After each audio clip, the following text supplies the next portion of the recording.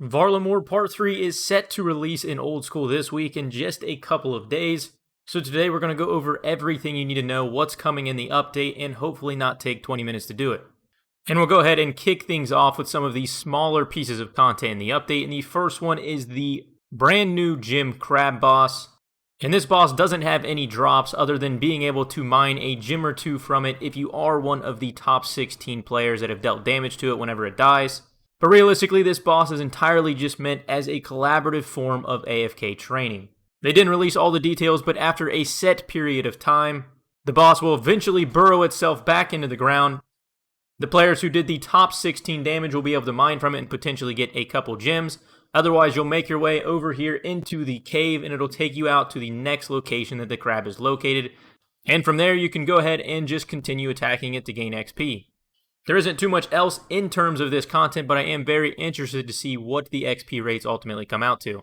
Now for our next smaller piece of content from this update, we have a brand new version of the Naguas that are going to be coming, which if you have used any of these as a training spot, you'll know they have become incredibly crowded because of how good of XP rates they provide.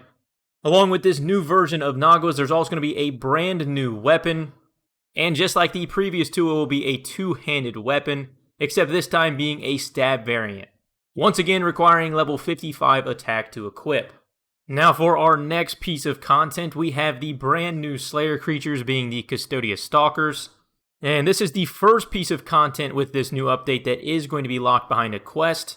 In order to complete the quest, you'll need 54 Slayer, 45 Fishing, 41 Construction, 36 Hunter, and then completion of the Children of the Sun, which is just access to Varlamore. Now there are 3 tiers of these new Custodian Stalkers. The lowest tier requires 54 Slayer, the second tier requiring 67, and then the final tier requiring 76 Slayer. And in terms of stats, the new creatures are expected to have a lower defense level, but also pack a higher HP. And they're also anticipated to have an elemental weakness, but we do not know what it is just yet. But the intent was to make all 3 combat styles viable at these new creatures. But in terms of their unique drops, they'll drop Broken Antlers, which will be used in combination of the new Fletching activity to craft Atlatl Darts. And then they'll also drop a brand new Tribrid offhand called the Antler Guard. And this is a new tradable offhand that will require 50 prayer and offer offensive stats equivalent to that of like the Rune Defender, the Odium Ward, and the Book of Darkness, but at the cost of having very bad defensive stats. A niche mid-tier item that offers very good offensive training stats depending on what type of content you're doing. But now for the final 2 pieces of content that are coming with Varlamore Final Dawn and the 2 biggest of the entire update. First, with our skilling, we have the brand new Fletching activity. With it will come an untradeable Fletching knife that is equipable, but if you want to do any of the normal actions like Fletching bows or logs, it will need to be in your inventory just like any other knife. But the big catch with this brand new Fletching knife is that all actions, including things like Fletching unstrung bows, shields, stocks, arrow shafts, Atlatl Dart, battle staffs, all of those actions will be reduced by 1 tick, giving you a nice jump in speed, but also more importantly XP. As you can see by this table, Fletching something like Maple Longbows right now gives you around 105k XP an hour. In comparison to using the brand new Fletching knife would jump to nearly 160k. Yew Longbows from 135 up to just over 200, and Magic Longbows seeing just around a 90k jump in XP rates per hour. 1 tick might not sound like much, but when you're doing thousands of actions an hour, it dramatically adds up. Next up for the rewards, we have a Bowstring Spool, which is another untradeable item. And the Bowstring Spool essentially just allows you to stack up a bunch of bowstrings into 1 item. And you also have the chance to combine up to 6 spools, reaching a grand total of 100,000 strings stored. The way it works is you can fill the spool with bowstrings to use when you're stringing bows. In addition, crafting bowstrings will automatically be added to your spool if it is in your inventory when you're doing the action. Otherwise, if you have a ton of bowstrings already banked, you can fill them up straight from your bank with a right-click option, or noted strings can be added or removed while in the bank or next to a bank chest. And then the final reward we have are the brand new tradable int branches. Now these branches have quite a few uses, the first being the Atlatl Dart crafting. Used in combination with the Broken Antlers we talked about earlier, you'll be able to craft Atlatl Darts if you have 74 Fletching. And then the other uses for the Imp branches is you'll be able to craft the Greenman Mask or 2 types of brand new POH carvings. Here's a look at what some of the Greenman Mask would look like depending on the style of wood used. And then here is a first look at what both of the cosmetic POH carvings would look like. The wall carving requires 53 fletching in order to craft it, whereas the statue on the right will require 79 fletching and it would be located in the garden. But now that we've talked about the rewards, let's do a quick overview of how the fletching activity is actually going to work. On the western side of Varlamore, roaming the forest, you will find some ints, and this is where things are going to get started. From there, you'll essentially choose one of the available locations to start making your own totem, and you want to keep an eye out to see what animals are nearby, because in order to gain the highest amount of XP and rewards, you'll want to represent the 3 most common animals. Now these animals do rotate and move from time to time, so you can't always result by creating the same combination. From there, you'll want to gather some logs to start making your totem. The higher tier the wood, the longer your totem will stand. And this basically just allows you to keep your site active longer, meaning more ints are going to visit while giving you more XP and rewards. You'll start by whittling a log into a blank pole, choose the animals you want to represent, and then start carving them onto the totem. And in order to carve on the totem, you'll use fletched bows, unstrung bows, crossbow stocks, or shields. And these can be items you already have made, pre-made in your bank. And they said you don't have to worry about lugging a ton around because there will be a bunch of convenient banks along the routes to use your pre-made items. But over time, ints essentially just pass by and pay the respects by leaving you offerings. And I'm sure this is something that will take a little bit of trial and error on how exactly you'll get this timing down, but they do say there's no need to wait around because you can just go ahead and start making some new totems elsewhere. And you can easily just check back in as your totems don't stay standing forever. But the offerings themselves will stay around until you pick them up. Once you collect their offerings, you'll receive your XP and maybe some potential unique rewards.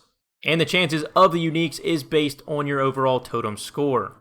And if you want to bump your XP rates even more, you can use the downtime that you use running between each of the totem sites to just do some extra fletching on the go. But in a general overview, that is how the fletching activity is going to be done.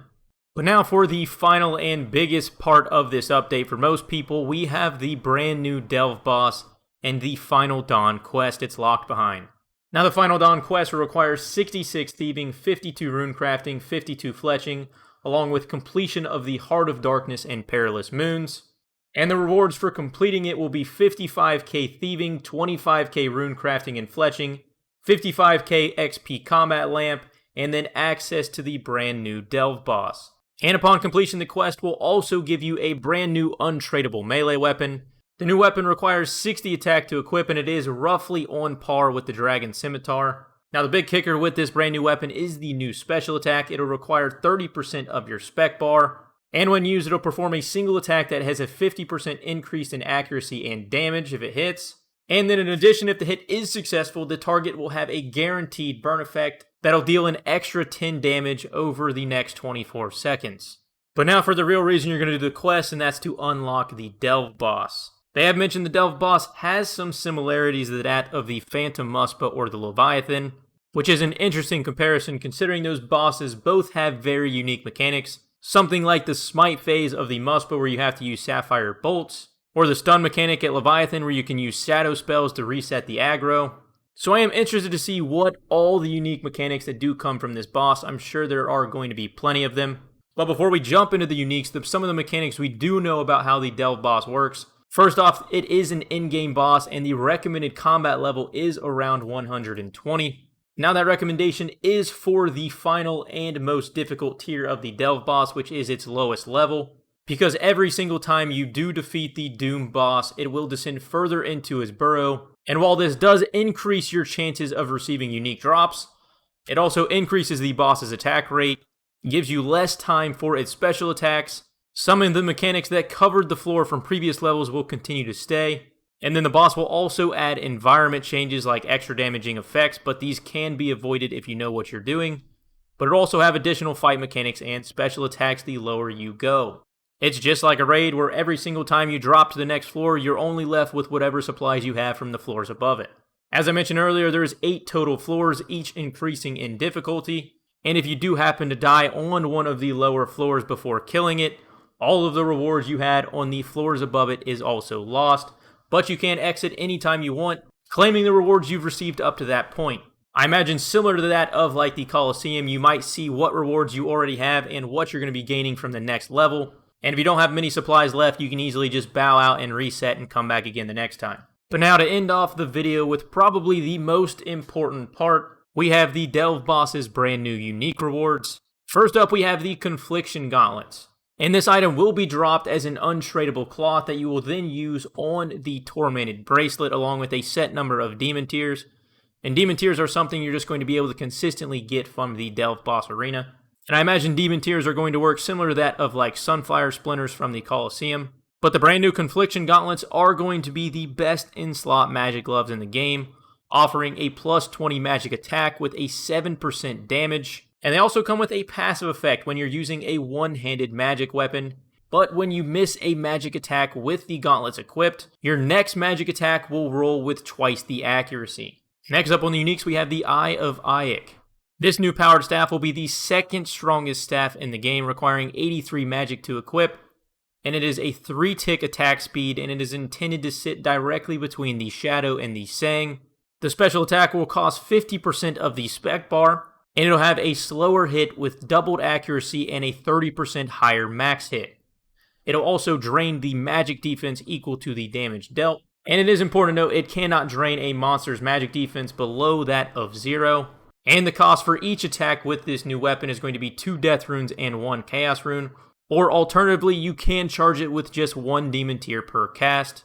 A quick side note for our rewards, there will be a boss pet coming from the new Osto-Ayak, which is the Delve Boss. And you'll have the chance of obtaining the pet at only level 6 or below. And by lower, I mean levels in the dungeon, meaning levels 6, 7, and 8. But now for the final and best drop available from this entire content, we have the Avernic Threads. These are brand new best in-slot boots that are going to have an equipable version as soon as it is dropped. This is the base version over here on the left. Solid base attack accuracies along with a 4 melee strength, 2 range strength bonus, and a 1% magic damage. These boots do require 80 range, 80 defense, 80 strength, and 80 magic, but they also come with the ability to upgrade them with each individual pair of Serb boots. Over here on the right is the maxed version, and if you are an Iron Man account, each of these boots can be added individually. So you can gain the benefits from just Primordials by adding just Primordial boots. You don't have to add all 3 at one time. Adding Primordials into the threads will give you an additional 2 melee strength. Adding Pegasians will give you an additional 1 range strength. And then adding Eternals will give you an additional 1% magic damage. The threads will exist in 2 different forms, the base version being tradable with the base stats, but as soon as you start adding individual Serb boots, they will become untradeable. But it is important to note that the boots can be reverted to their initial counterparts, meaning you will get the tradable base version of the Avernic Threads back along with each of the Cerberus boots you put into it, but the only thing you will lose in the process is the Demon Tears that you use to create them. But with that, that's everything you need to know about the brand new Varlamore Part 3, The Final Dawn. If you guys did enjoy or found it helpful, consider dropping a like. Otherwise, I will catch you guys on Wednesday on day of release.